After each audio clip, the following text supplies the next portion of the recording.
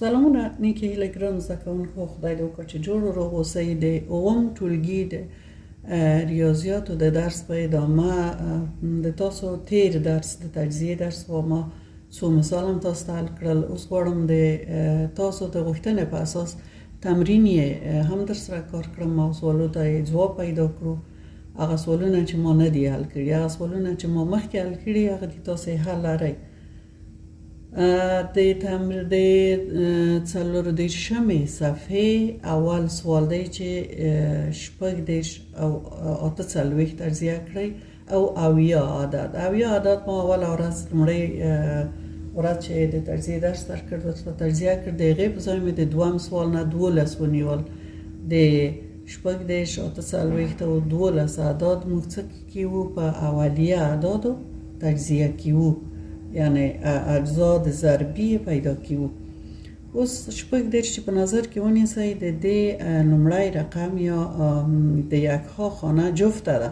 ما تاسو ته ویلي وو چې کله چې د یکها خانه یا لومړی عدد جفت وي نو په دوو قابل د تجزیه، قابل د ټوټه کولو یا قابل د ویش دی. نو دلته دوه نیسو، دوه اولیه عدد دی. لومړی اولیه عدد دوه دی، بیا درې دی، بیا پنځه دی، بیا اووه دی. موږ د لومړي د کوچني عدد نه، یعنی د وړه عدد نه شروع پیل کړو. دویم چې دلته ونیول، دلته یو ځلې ضربي وو، یو دوه دوه، د دریو نه یو پاتې کی، دلته شپاړس کی اته دوه دی، اته په دوو کی شپاړس. بیا ګورو چې اته جفت عدد دی، بیا په دوو قابل د تجزیه یا قابل د ویش دی. نه واره دوه دی کی اتلس، نظر په دوو کی اتلس. اوس نه جفت عدد نه دی، تاق دی. نو دوهم اولیه عدد درې په نظر کې نیسو چې په درې قابل د تجزیه دی که نه دی. واضح خبر ده چې دی.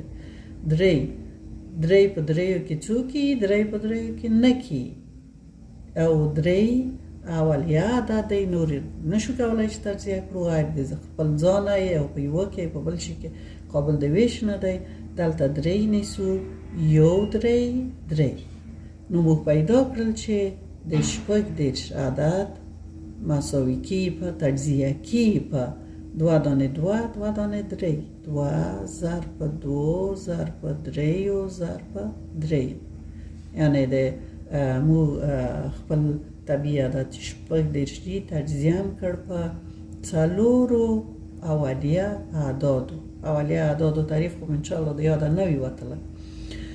اوس دوهم سوال لیرو اته څلوېښت. اته څلوېښت بیا هم عینا د تقسیم په شان ګورو چې اول د یکها رقم یې یا اول عدد یې جفت دی. نو په دوو قابل د څه شی دی؟ تجزیه یا قابل د ویش دی. دوه په دوو کې څلورو، دوه په دوو کې څلور، او څلور په دوو کې اته. بیا څلور بیا جفتی، بیا د دوه عدد نیسو، یو دوه دوه، دوه په دوو کې څلور. بیا دوه جفتی، بیا په دوو تجزیه کې وو، شپږ په دوو کې 12. بیا شپږ جفتی، بیا دوه نیسو، درې په دوو کې شپږ. اوس د موږ درې اولیه عدد دی، نور یې نشو کولای چې دا تجزیه کړو. نو درې په خپله نیسو، یو په دریو کې درې. نو موږ پیدا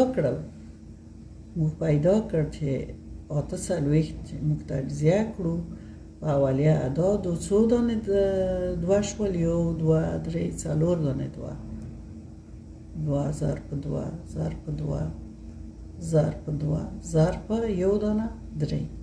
اته څلوېښتم تجزیه کړ په اولیه اعدادو.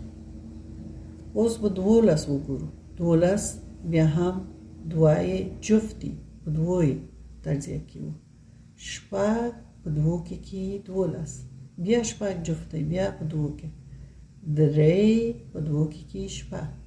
درې اولیه عدد دی، نور یې نشو کولای چې وویشو، یو په دریو کې درې. نو موږ پیدا کړل چې 12 مساوي کیږي په دوه ضرب په دوو ضرب په دریو، یعنی درې اولیه عدد. اوس به تاسو دوهم سوال نور جزونه به په نظر کې ونیسو. 12 یې حل کړل، پاتې شول 20 45 او 4 دا به تجزیه کړو.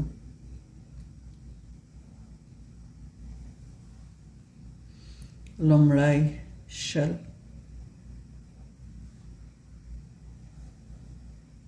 بل یې دی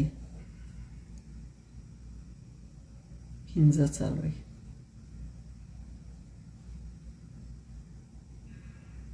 آخری سوال آخری خو یې اتیا دی، خو ما اتیا تاسو ته د اتیا عدد تجزیه کړی په لومړۍ ورځ 4 ښه. اوس په لومړی 20 تجزیه کړو. ما تاسو ته ویلي وو چې کله چې د یکها خانه 0 یا جفته وه په 2 قابل د ویش دی، نو 2 نیسو. یو په 2 کې 2 0 کتکی وو، بیا 0 شو، بیا 2 نیسو. 15 په 2 کې څو کی 10 کی، مگر 15 څه رقم عدد دی؟ اولیه عدد دی. په خپل ځان او په یوه قابل د ویش دی، یو په 15 کې 15. نو موږ پیدا کړل چې 20 مساوي دی په 2 ضرب په 2 ضرب په 15. نام تجزیه که په 3 اولیه عددو. ښه، اوس به 45 په نظر کې ونیسو. ګرانو شاګردانو، ما تاسو ته ویلي وو چې کله چې لومړی عدد 0 یا جفت وي په 2 قابل د ویش یا تقسیم دی، مګر دلته 15 دي، 15 جفت نه دی. نو اول به وګورو چې په 3 قابل د ویش یا تجزیه دی که نه دی. د 3 څه رقم معلومول چې قابل د ویش دی که نه دی؟ داسې معلومول چې دغه دواړه عددونه یو د بل سره جمعول. 15 او 4 څو کی نه کی، او که چیرې د 2 اصل جمع د 3 سره قابل د ویش وه، نو دا عدد په 3 تجزیه کیږي او قابل د ویش که دا نه کی، نو واضح خبر ده چې 15 او 4 نه کی، په 3 قابل د ویش دی. موږ 3 نیسو. یو 3 دلته یو د 4 نه پاتې کی، د 15 ته څنګه چې کیږو 15 کی، 15 په 3 کې 15. بیا دا جمع وو په څه چې لومړی عدد یې جفت نه دی. 15 او 1 کې 6 په 3 قابل د ویش دی، بیا 3 نیسو. 15 په 3 کې 15 3 کې 15. اوس 15 کوم عدد دی؟ اولیه عدد دی، نور نه نشو ویشلی. 15 په خپله نیسو. 15 1 15. نو پیدا م کړل چې 45 عدد مساوي دی په 3 ضرب په 3 ضرب په 15. دا هم تجزیه شو په اولیه اعدادو. اوس برا شو 4 شپېتو ته. 4 شپېته به تجزیه کړو. 4 شپېته اول عدد یې جفت دی، نو په 2 قابل دی ویش دی. 3 په 2 کې 6، 3 په 2 کې 6 او 2 په 2 کې څو؟ 2 په 2 کې 4. بیا جفت شو، بیا 2 نیسو. 1 په 2 کې 2، یو پاتې کی د دوی د څنګه رڅي کې 12 کې 6 په 2 کې 12. بیا جفت شو، 6 جفتی، بیا 2 نیسو. 8 په 2 کې 16، 2 په 8 کې 16. بیا جفت شو، بیا 2 نیسو. 4 په 2 کې 8، بیا جفت شو، بیا 2 نیسیم. 2 په 2 کې څو؟ 4. نو 2 چې شول 2 اولیه عدد دی، نور نشو کولی چې دا تجزیه کړو. دلته 2 نیسو. 1 په 2 کې څو؟ 1 په 2 کې 2. اوس دلته لیکلی شو چې د 4 شپېتو عدد 4 شپېتو عدد هم تجزیه کوم مساوي کیږي په څو دانې 2 شول؟ 1 2 3 4 5 6 دانې 2. 2 ضرب په 2 ضرب په 2 ضرب په 2 ضرب په 2. ښه، ګرانو زده کوونکو 6 سواله مې درته حل کړل. بل عدد چې در ځنې غوښتی دی 70 او د 80 عدد دی او هغه سوالونه مې په لومړۍ ورځ درته حل کړي. نو هغه پاتې سوالونه هیله ده چې تاسو په خپله د 70 او د 80 عدد په خپله حل کړئ چې تمرین هم پوخ شي او 5م سوال هم حل کړئ، 6م هم حل کړئ. زه در ځنې رخصتي یم. هیله لرم چې ښه مو زده شوي وي او د خپلو نورو ملګرو همصنفانو سره درسونه شریک کړئ، چینل هم سبسکرایب کړئ، درسونه هم ښه منظم تعقیبوئ.